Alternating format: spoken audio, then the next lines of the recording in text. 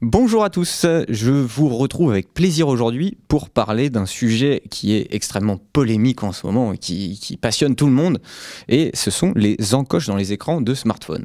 Comme vous l'avez peut-être vu, là, cette année au Mobile World Congress, il y a eu une flopée de smartphones qui a adopté cette petite encoche dans les écrans. Et tout le monde s'est mis à crier au scandale, tout le monde copie Apple et dans ses plus grands défauts.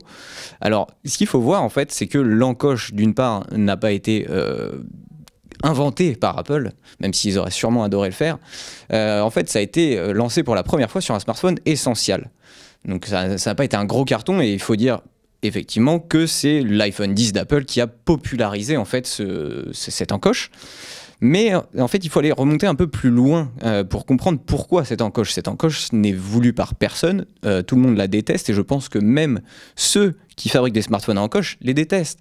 Le truc, c'est qu'on a envie d'avoir des smartphones qui ont un écran qui occupe le plus possible de place sur la face avant. Et pour y arriver, eh bien, il y a un moment en fait, où on trouve des limites, et notamment pour caser certains capteurs, donc le capteur frontal. Chez Apple, il y a toute la technologie derrière Face ID, et tout ça, en fait, on ne sait pas le cacher pour l'instant ailleurs que dans cette encoche. Alors, ce qu'il faut voir aussi, c'est que quand Apple se met à faire quelque chose comme ça, toute l'industrie s'organise autour de ce format-là, parce que Apple a cette puissance pour un peu imposer une tendance. Et donc, on a eu des contacts chez Asus, par exemple, qui a lancé son Zenfone 5 avec une encoche.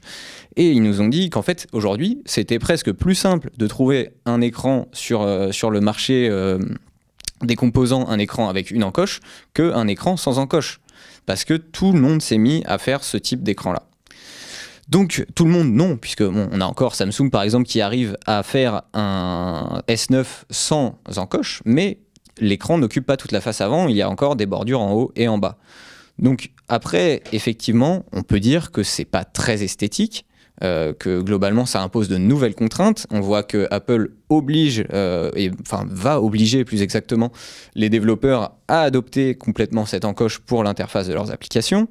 Et on va voir aussi très rapidement que dans Android, ça va devenir une norme, et on le voit déjà dans les premières previews en fait, d'Android P, qui devrait arriver plus tard dans l'année, et on voit déjà donc des adaptations autour de cette encoche. Alors, est-ce que c'est la solution la meilleure? Certainement pas. Et on voit déjà quelques nouveautés qui tiennent plus de l'ordre du concept. Par exemple, chez Vivo, qui avait présenté son concept Apex au Mobile World Congress, qui fait fi en fait de cette encoche, qui utilise toute la surface de l'écran, qui cache le module dans un petit module en fait escamotable, qui sort du corps du téléphone. Alors de là à dire que c'est encore une fois la solution la plus pérenne, je ne sais pas. Il y a toujours la solution en fait, de passer à travers l'écran aussi, quelque chose qui sera possible à terme sans aucun doute, puisqu'on peut déjà le faire pour le lecteur d'empreintes. En fait, les informations passent à travers la dalle entre chaque pixel. Donc, il n'y a pas de raison qu'on n'arrive pas à le faire au final pour un capteur frontal. Finalement, c'est quelque chose qui peut être envisageable. Toujours est-il qu'aujourd'hui, il faut faire avec l'encoche. Est-ce que ça va durer? On ne sait pas pour le moment, mais en tout cas, il faut composer avec.